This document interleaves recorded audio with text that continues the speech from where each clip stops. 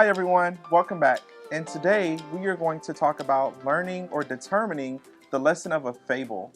Now, in an earlier segment, we talked about what fables were. I wonder if you can remember what fables were. I'll give you a second to think about it. All right, so I'm thinking in my mind that fables often have 2 to 3 characters, and their characters are typically animals or even plants who have human-like qualities. So they may talk, they may sing, they may dance, they do things that humans would do. Another thing about fables is that fables always have some kind of lesson or a moral that they want you to take away or learn from. And then the last thing that all fables have is that fables are typically short.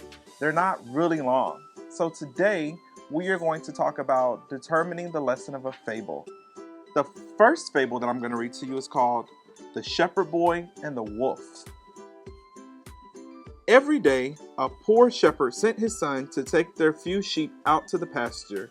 "We can't afford to lose even one," he would tell the boy, "so keep a close eye on them. And if you see a wolf, shout as loudly as you can, and the whole village will come to drive the wolf away." Day after day, the shepherd boy sat alone in the meadow. "I wish a wolf would come," he said to himself one day. "At least then something would happen." Then the boy had an idea.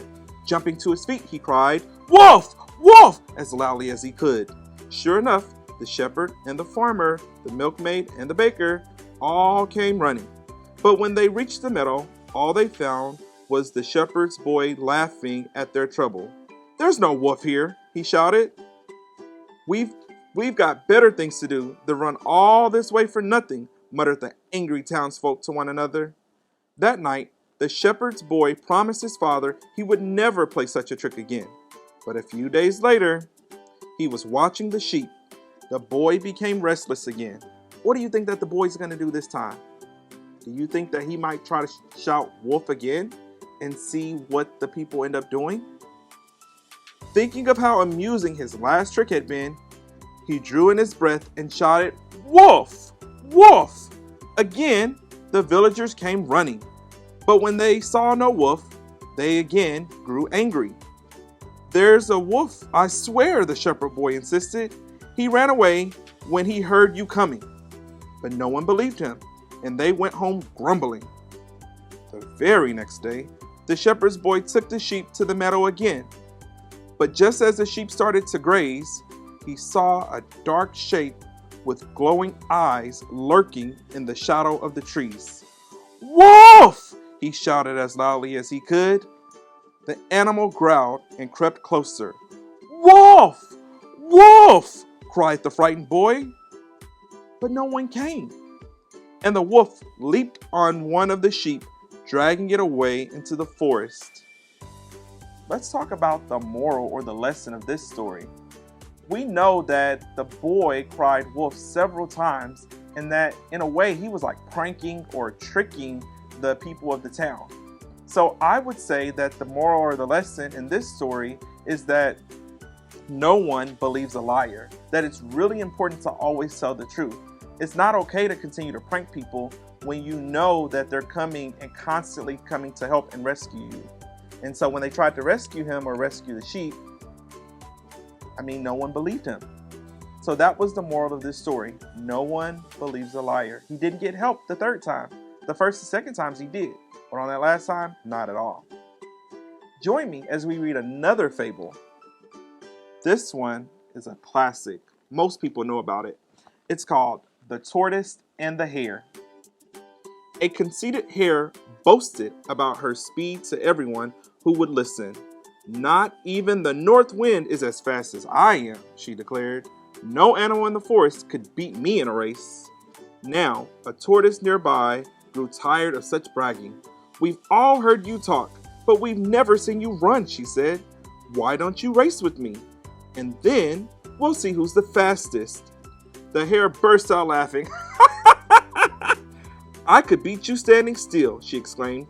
But she agreed that they would race to an oak tree around a bend in the road. In an instant, they were off, the hare soon out of sight, the tortoise plodding step by patient step.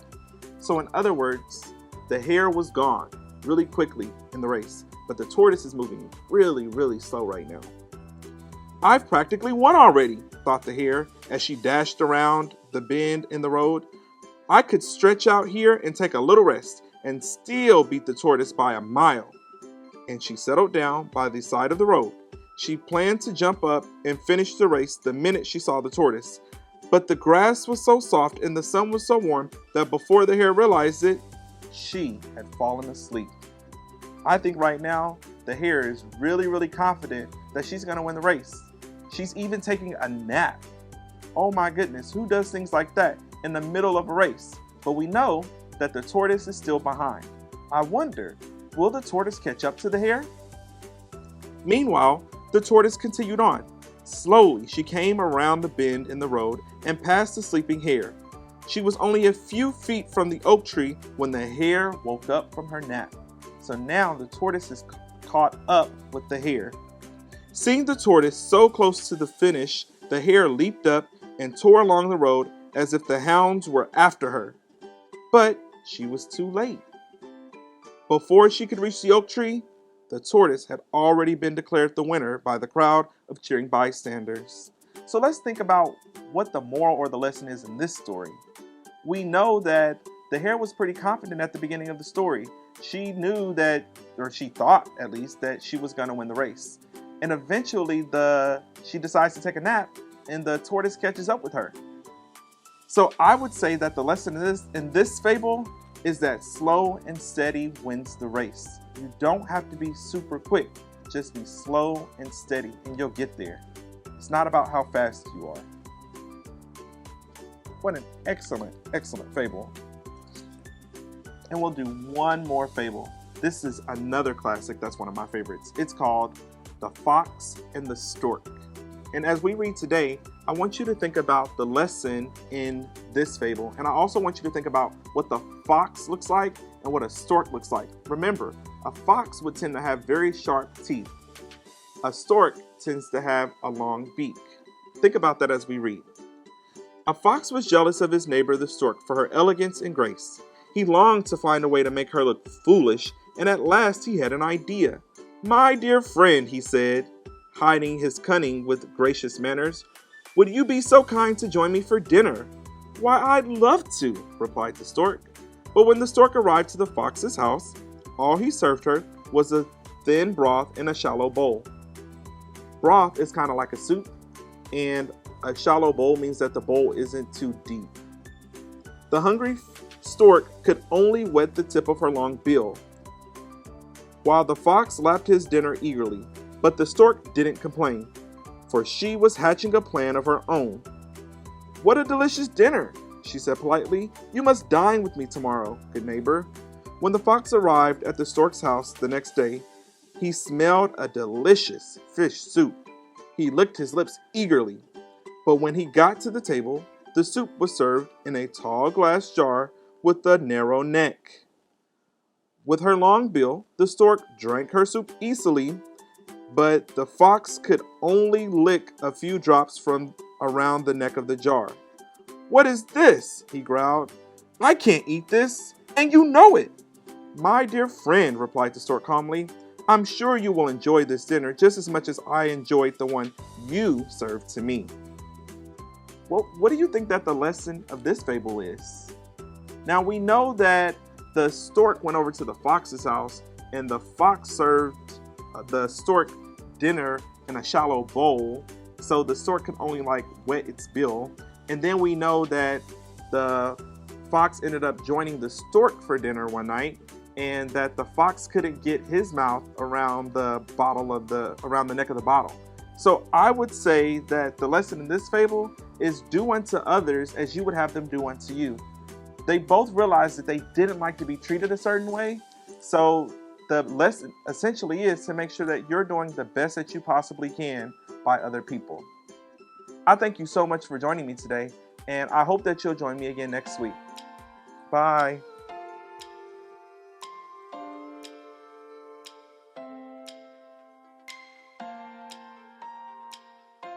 Hello, my name is Mrs. Overish, and this is Math Mania for first and second graders. I am so glad you're here with me today. Let's learn something new in math. Today, we're going to be talking about how we recognize 2D shapes. All you need today is one piece of paper and something to write or draw with. All right, let's first go over our I can statement. Our I can statement today says, I can classify 2D shapes by the number of sides and angles. What are we exactly going to be doing today? First, we hear that word classify. What exactly does that word classify mean? Well, when we're classifying something, we're really just arranging it or putting it into different categories.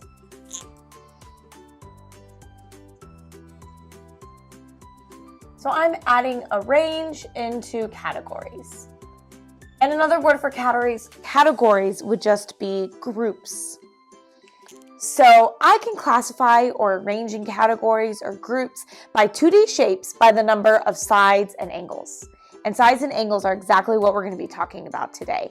And they're attributes of shapes, a way we sort them, if you will. So sides and angles are attributes of a shape. Attributes of a shape.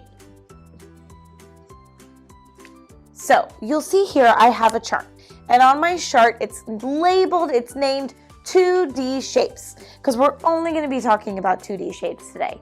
If we were talking about 3D shapes and 2D shapes, we'd be here forever. I only got a little bit of time with you. So we have 2D shapes. Reminding us what a side and an angle is, we have a side, which is the line or the edge of a shape. So we have the outside or the line. So if I think about this, my anchor chart sitting right here on the board, a side, if I say point to the right side, you're going to come over here and you're going to point to the side. The top is a side. This is an edge or a side, edge or a side. So our side is really just the outline of our shape. Then we also have an angle, and that's where two lines meet, or a corner. So right up here in our anchor chart, we have a corner or an angle. Corner and angle, corner, angle, corner or angle. So it's where two of our sides or two of our lines or edges are meeting, and they create an angle on the inside of the shape and create an angle on the outside of the shape as well. So we're going to talk about how to recognize shapes today based on how many sides and how many angles are in that shape that we see. So this is where you're going to need your piece of paper and pencil. And what I want you to do is take your blank piece of paper. It can have lines on it too if that's all you have. And you are going to fold it into fourths. So what that looks like is I take my piece of paper and I fold it in half. Make sure my edges line up really neat and nice. And I crease it. And then I'm going to fold it again one more time. And when I do this and I crease it, I can open it up. And we see now I have 4 really nice spots on my page for me to put my information. When you are done, we're going to add our labels on here. So you can see I also took my marker. I went over my creases just to make it really more defined. And then what I did is I wrote 3 sides, 3 angles. So we have 3 sides, 3 angles. 4 sides, 4 angles. 4 sides, 4 angles. We have 5 sides and 5 angles. 5 sides, 5 angles. And 6 sides and 6 angles. So you're going to label your paper so that when we draw our shapes in here, we already know how we're labeling our 2D shape today. All right, let's go ahead and get started with our first spot. So right here, our first spot is 3 sides and 3 angles. Does anyone see that on our chart where we have the number 3 2 times? Yeah, we see it right here. We have 3 sides and 3 angles. What shape might have 3 sides and 3 angles? If you guessed a triangle, you are absolutely right. So when I think about a triangle, I can count my sides, 1, 2, 3, and then I can also count my angles or my corners, 1, 2, 3. So my triangle does have 3 sides and 3 angles. Nice job. What you're going to do at home is now draw your triangle right here and then write triangle.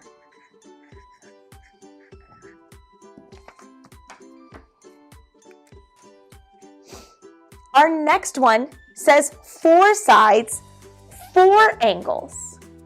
Wonder what shape that we know has 4 sides or 4 angles. Did you guess a square? If you did, you're absolutely right. And there is one more that you could have guessed too. That's right, a rectangle. Both a square and a rectangle have 4 sides and 4 angles. If I count my sides on my square, I have 4. And then if I go to count my corners, I also have 4. Same with a rectangle. 1, 2, 3, 4. If I go to do my angles, I have 1, 2, 3, 4. Look at that. I'm going to let you pick what you want to write on yours. Maybe you want to put both. Maybe you want to put rectangle and square on your chart so that you have all the shapes that you need. I'm going to go ahead and just draw a square. And then I'm going to label it and write square. All right, let's go ahead and do 5 sides and 5 angles. That's a pretty big shape to have 5 sides and 5 angles. I see it right here on my chart. Does anyone know what that shape is called that has 5 sides and also 5 angles or edges or corners? That's right. It's a pentagon. Pentagon has 5 sides, 1, 2, 3, 4, 5, and 5 angles. 1, 2, 3, 4, 5. So I can come over here to my 5 sides and 5 angles, and I can draw my pentagon. Kind of just like drawing a house. Have my roof and the base. Nice job. We have one more spot to fill. And our one more spot has 6 sides and 6 angles. Does anyone remember what that shape is called? You are right, a hexagon. A hexagon has 6 sides, 1, 2, 3, 4, 5, 6, and 6 angles. 1, 2, 3, 4, 5, 6. So now I can draw my hexagon, which is kind of like a really cool gem or diamond looking shape, and write our word hexagon to label it. Nice job. Now you have a page with all of your angles and your sides listed and the shapes that fall underneath that. I'm going to challenge you today by drawing your own shapes on the back. So I want you to go ahead and flip your page over. Once you've flipped over your paper, I want you to label it the exact same way that you did on the front. So that means that you have 4 spots that say 3 sides, 3 angles, 4 sides, 4 angles, 5 sides, 5 angles, and 6 sides, 6 angles. And your challenge today is I want you to come up with your own shape.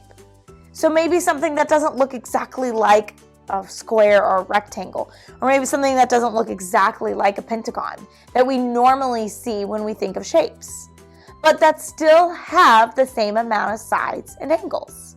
So let me give you an example.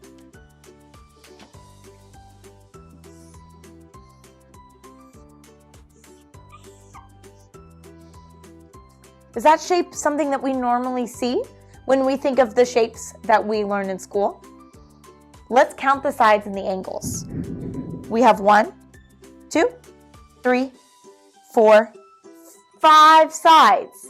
I wonder how many angles it has. 1, 2, 3, 4, 5.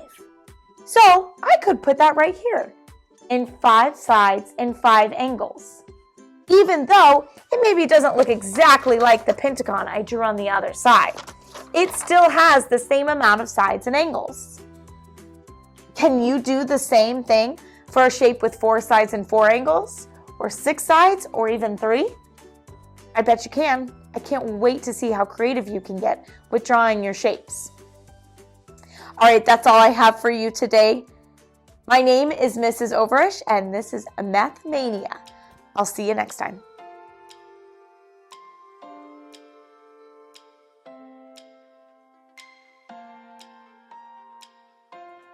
Hello and welcome back to first and second grade science. My name is Miss Allen and I am glad you are joining me today. We've been learning about our planet, Earth. Last week we talked about land, air, and water. Today we're going to learn about the 3 states of matter: liquid, solid, and gas.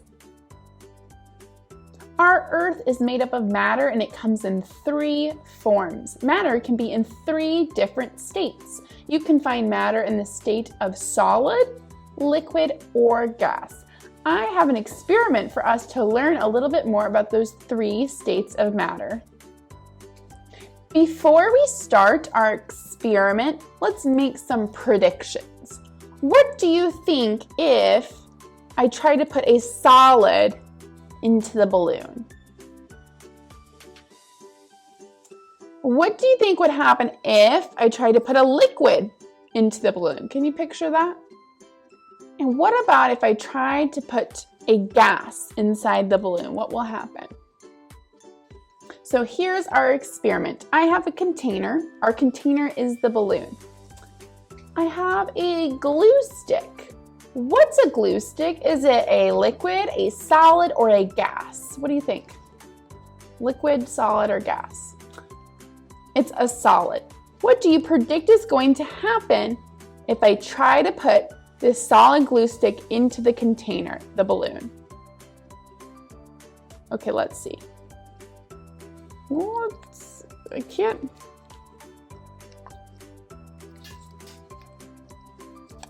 Oh, it's quite difficult. Is the glue stick changing at all? No, look, the glue stick is keeping its shape. It's a solid, it keeps its shape. I have water. What is water? Is water a solid, a gas, or a liquid? This form of water is a liquid. This form of water is a liquid. Did you know that water can be a solid? When is water a solid? When it's frozen, when it's ice.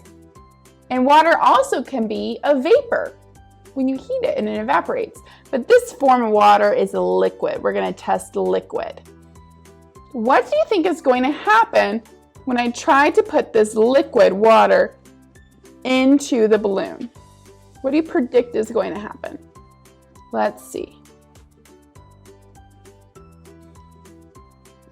It's going in very easily.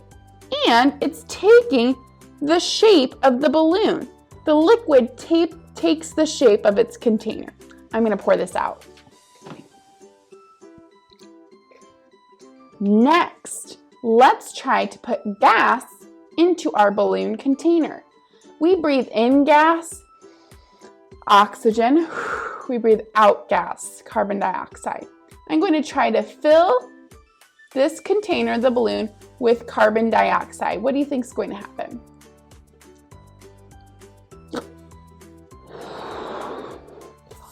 The gas, the carbon dioxide, it filled the container, the balloon.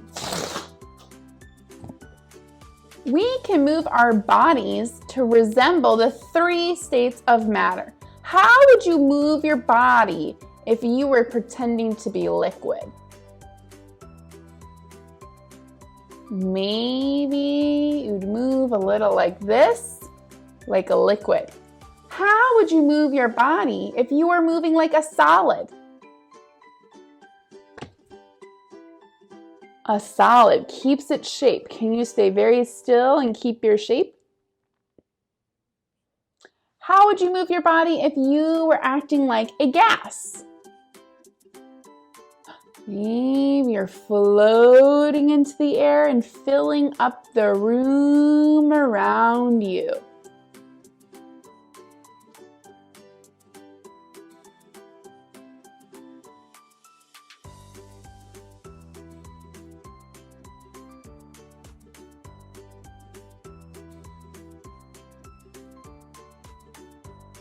Is a type of matter that can be in all three states. We can see water as a liquid. We can see water as a solid form when it is ice. Here's water in the solid form, it's ice. And then we can also see water as a gas when it's a vapor. This is a humidifier, and water is coming out in a gas-like form of vapor. I just showed us 3 examples of water in the 3 different states of matter. Solid water is called ice. Ice is frozen water. It keeps its shape. Water in a liquid form is wet and fluid. This might be the form of water which we are most familiar with. It comes out of our sinks and our showers. We use liquid water in many ways, including washing and drinking. We can see that a lake is full of water in liquid form and takes the shape of the space in the container that it is in. Water in the third form as a gas can be called vapor. It's always present in the air around us, and you might not be able to see it. When you boil water, the water changes from liquid into a gas or a water vapor, just like the humidifier I showed you with the water vapor coming out of the top. For our follow-up activity today, I have a piece of paper and a marker. I'm going to fold my piece of paper into thirds, to 3 columns. So it's going to look like this. 1, 2, 3. I'm going to label the first column liquid, liquid. The second column solid.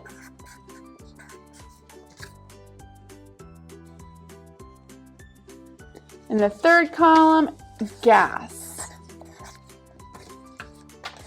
Liquid, solid, and gas. Your assignment is to take your paper outside or throughout your house and search for states of matter that are liquid, solid, and gas. So find different types of matter and see which state they are in. Are they a liquid, a solid, or a gas? What can you find more of?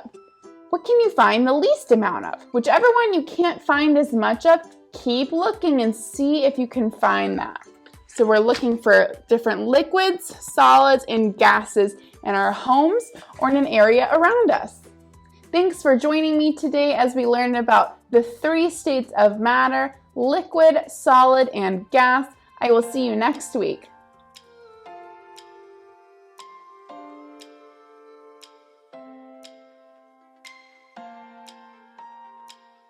It's my great pleasure to have you in my Chinese class. Today, we are going to go over the 4 Chinese tongues. 请听我说，请听我说。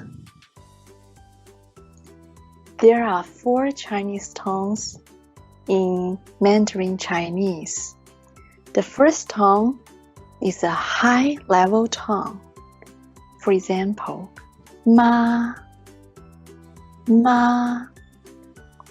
The second tongue is a rising tongue.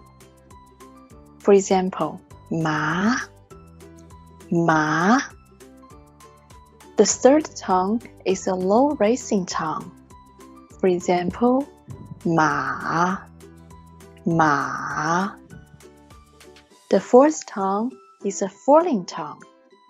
For example, ma, ma. There is also a neutral tongue. When you say two syllables such as mama.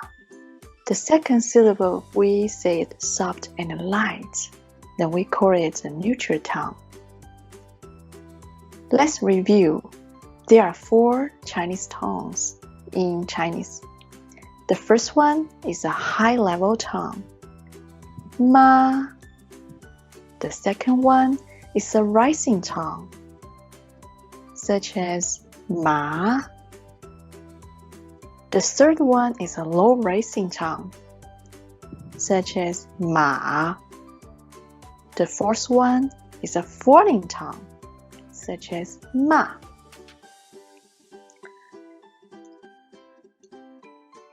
Let's use our hand gesture to practice marking the tones. You can say with me and practice marking the tones with me. The first tone, ma, ma. The second tone is a rising tone, ma, ma. The third tone is a low rising tone, ma, ma. The fourth tone is a falling tone, ma, ma. Very good.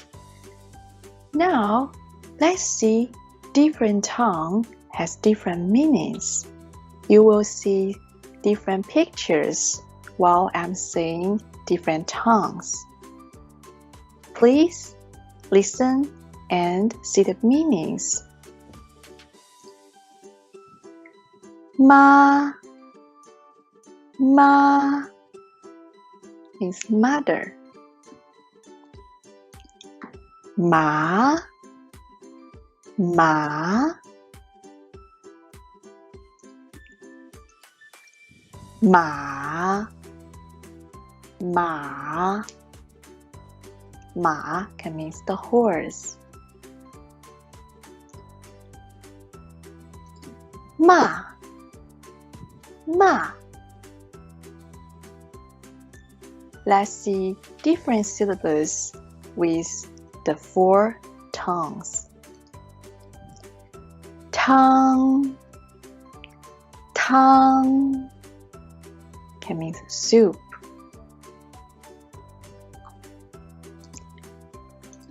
Tang, tang means candy.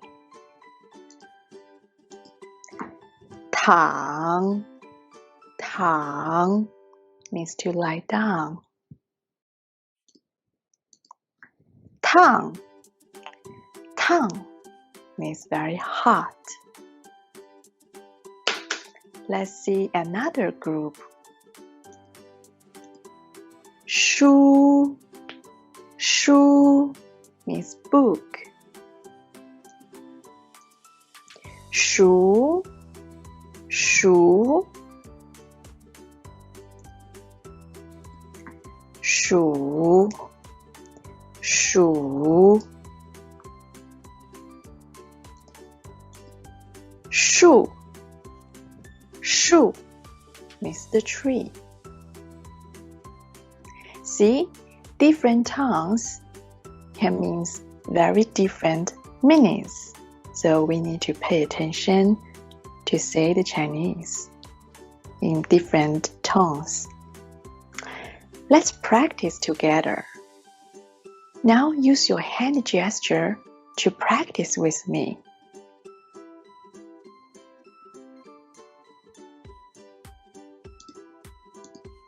And pay attention to the meanings.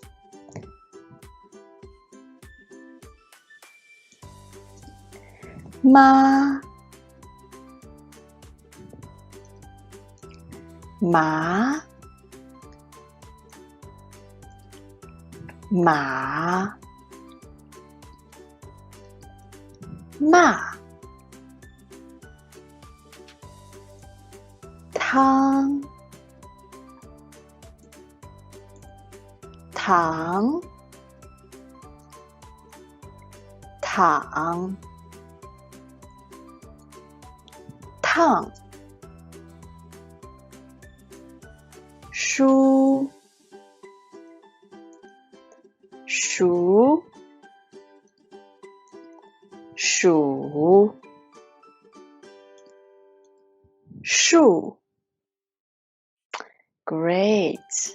This time, I will not show you my gestures. Try to mark gestures by listening carefully. Then I will tell you the answers. Use your hand gesture to mark this tongue. Ma, ma, ma. This one is the first tongue, high and flat. Ma. Let's try next one. Ma, ma, ma. This one is a low rising tongue. It's the third tongue. Ma, ma. Let's try one more. Tongue, tongue, tongue. This one is the first tongue, high and flat. Tongue, tongue. Let's try next one. Tongue, tongue, tongue. This one is a foreign tongue. Tongue, tongue. Let's try this one. Tongue, tongue, tongue. Did you get this one? This one is a rising tongue. Tongue, tongue.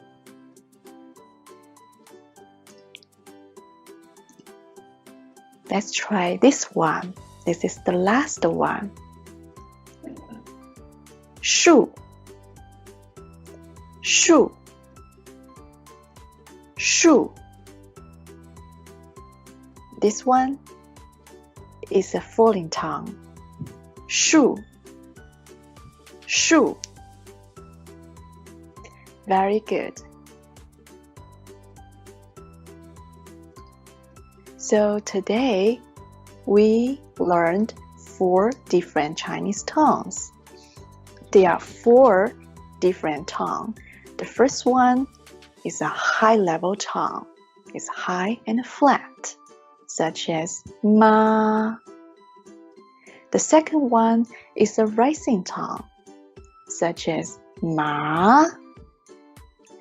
The third one is a low rising tongue, such as ma, ma. The fourth one is a falling tongue, such as ma, ma. I hope you enjoy learning Chinese with me. I'm Jin Yang. It's my great pleasure to have you in my Chinese class. Please take care. See you next time.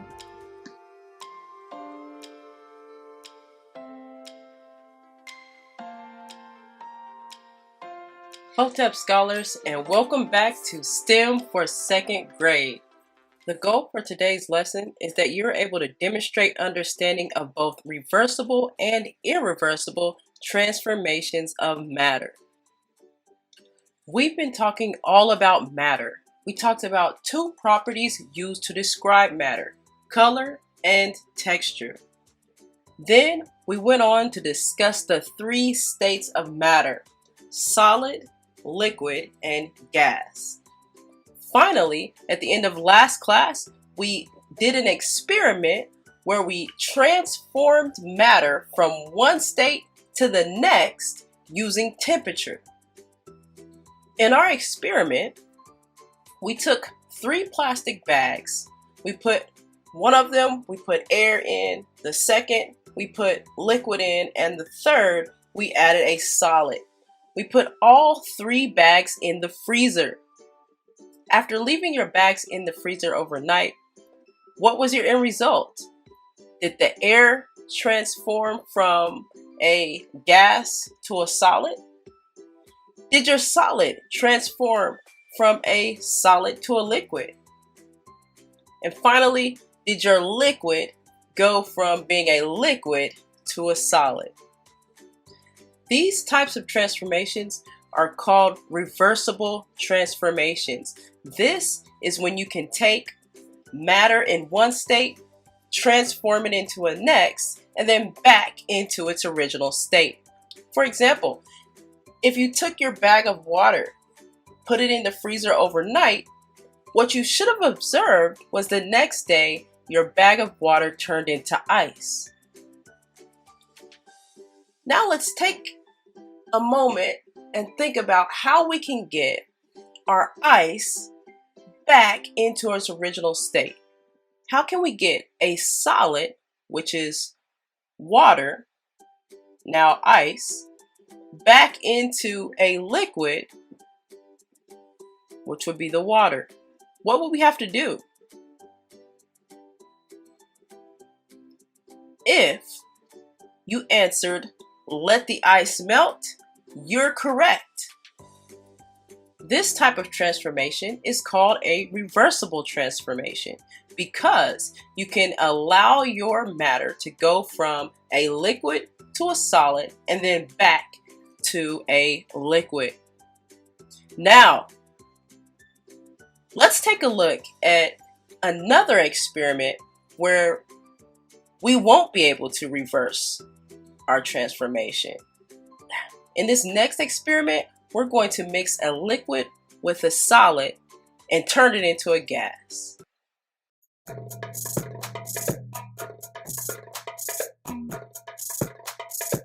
Hotep scholars, we are back in the lab and ready to do our next lab experiment. Last class, we learned about the 3 states of matter. We said the 3 states of matter are solid, liquid, and gas. We also did an experiment. In our experiment, we took liquid, which was water, poured it into a bag, put it in the freezer, and we used temperature to change the state of matter. We went from a liquid to a gas. For today's experiment, we're going to change matter from a solid into a gas using a liquid. So, for today's experiment, all you need is baking soda, lemon juice, an empty bottle, and a balloon. So, I'm going to take my empty water bottle, pour in some lemon juice,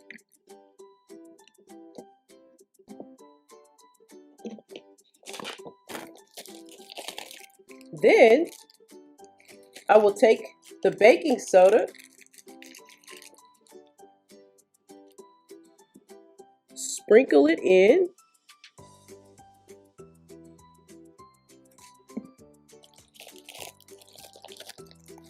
all right, and next I'm going to put on my balloon.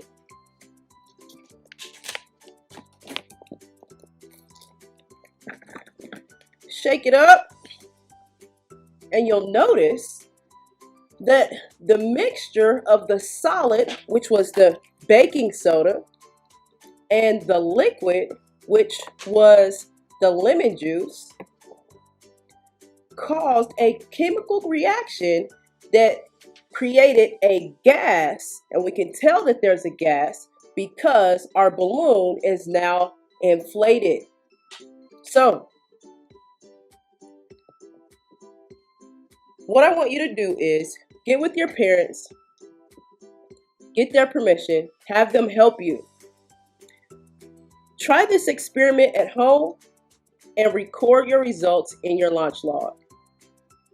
All right, have a good day, scholars. I'll see you next time.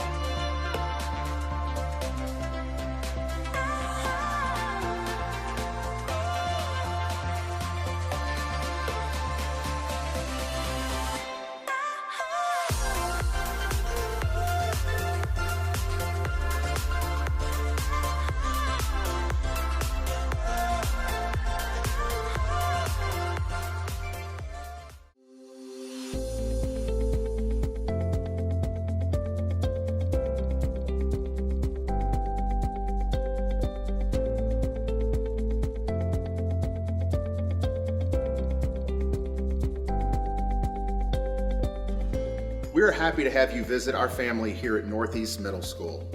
My name is Principal Schriever, and I am the principal here at Northeast Middle School.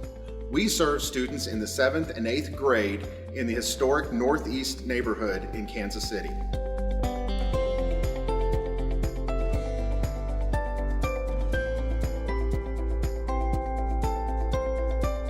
Welcome to Northeast Middle, the home of the mighty Titans. Welcome to Northeast Middle. Transitioning to middle school is exciting, but it can also be scary. But that's what we're here for. I teach student success skills, a class where students get in touch with their emotions and learn how to stay on task in their courses.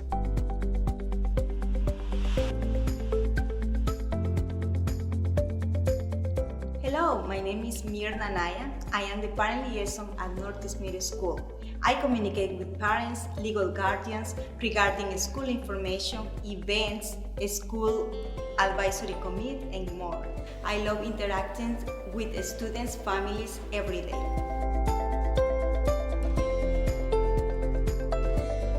Hello and welcome. My name is Christine Dismay, and I teach geography and economics here at Northeast Middle School. We have a safe and nurturing environment in our classrooms. Your student will enjoy learning here.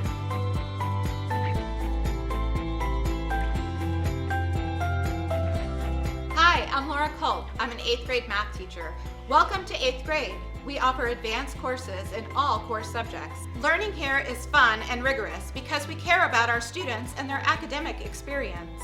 Northeast Middle School students are successful and prepared for high school.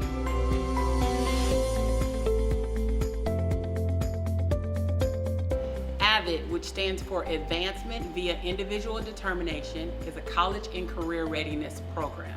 Students develop the skills they need to be successful in college starting in middle school. Most students continue their AVID course throughout high school with the same group of peers.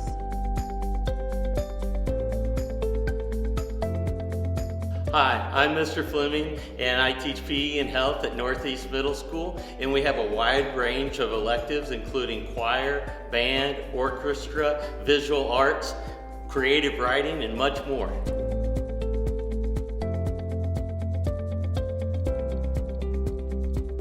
Hello, my name is Kenneth Moore, and I teach 7th, 8th grade choir.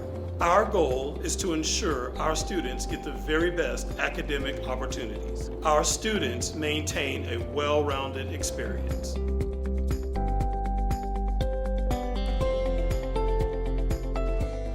Northeast Middle School is truly a diverse environment. We have scholars from all over the world, and we have as many as 30 languages spoken in our building at any given time. To celebrate the diversity in our building, we host an international festival so our scholars can get a true taste of the world.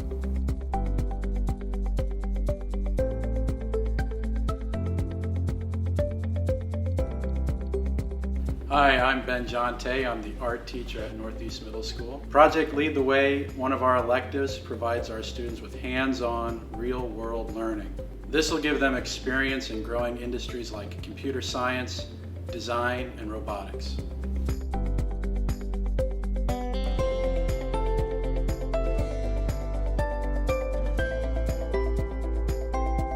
Hello, I'm Ms. Shepherd, and I'm the athletic director here at Northeast Middle School. Here at Northeast Middle School, we offer a variety of sports for boys and girls, including basketball, track and field, soccer, wrestling, swimming, cross country, flag football, cheerleading, and volleyball.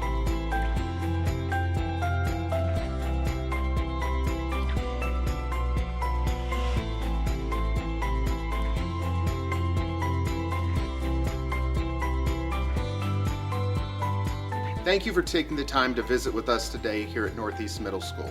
To learn more about our campus or to request a personal tour, please call 816-418-3400. We look forward to sharing with you more of the exciting things occurring at Northeast Middle School.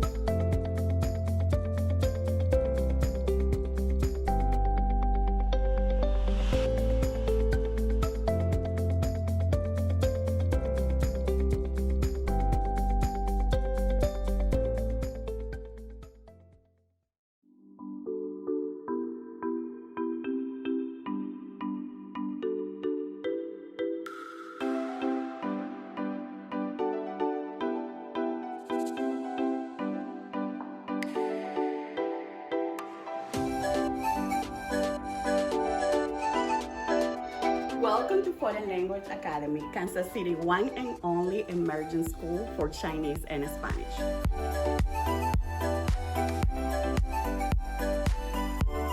We are so happy to have you visit FLA. I'm Dr. Joel Ramsdale, the principal of Foreign Language Academy.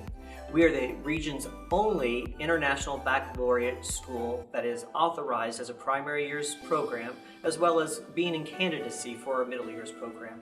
We look forward to sharing more about our school with you.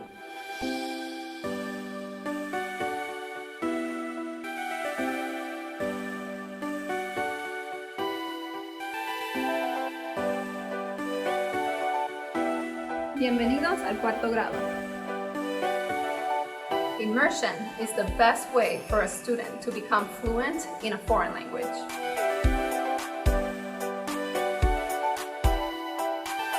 At FLA, we have a strong sense of community. Our parent-teacher organization meets monthly and organizes different events and activities such as Arts Night, where students can showcase their artwork and also enjoy live performances by students.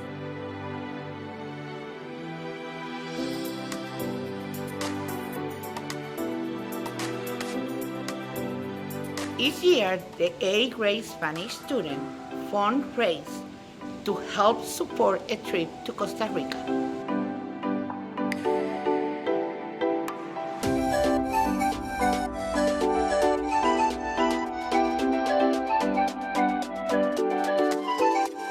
Children at FLA have an advantage, learning English as well as a foreign language. This will prepare them for not only being in the classroom, but beyond.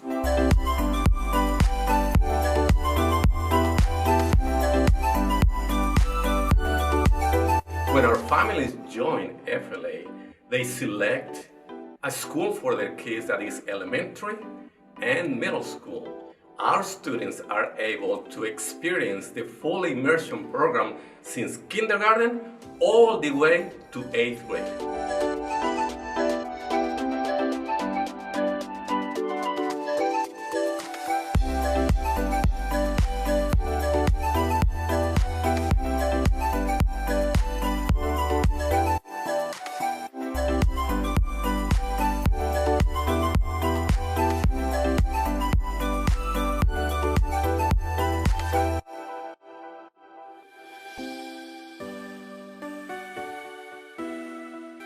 Thank you for joining us on this virtual tour. We appreciate it.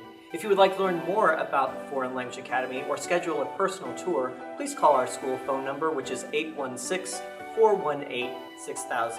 We look forward to sharing all of the great things that we're doing here at the Foreign Language Academy with you.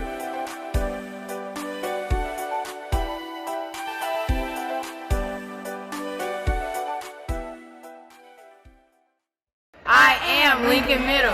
At Lincoln Middle School, students discover their talents and passions, where teachers plant the seeds of lifelong learning. I am Lincoln Middle. Where excellence is nurtured. Students develop the skills to be successful in school, career, and beyond. Je suis Lincoln Middle. Lincoln Middle is the public school where your child will thrive and grow. Open a world of possibilities. Apply today. Learn more at enrollkc.org/Lincoln Middle.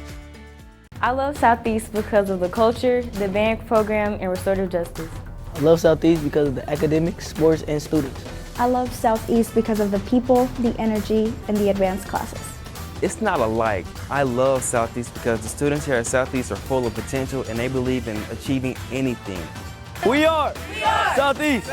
We stand shoulder to shoulder. Join the Southeast family. Enroll today. I chose manual because it's challenging and fun and it can help me with college. I chose manual because I wanted to get a jump start in my career with culinary arts. I chose manual to acquire skills I'd use in real life. I chose manual because I want to be an ER doctor and be an EMT is my first step. Kickstart your future today at Manual Career and Technical Center. Manual is open for all 11th and 12th grade students in both Kansas and Missouri. Learn more today at enrollkc.org/manual or call 816-418-5200.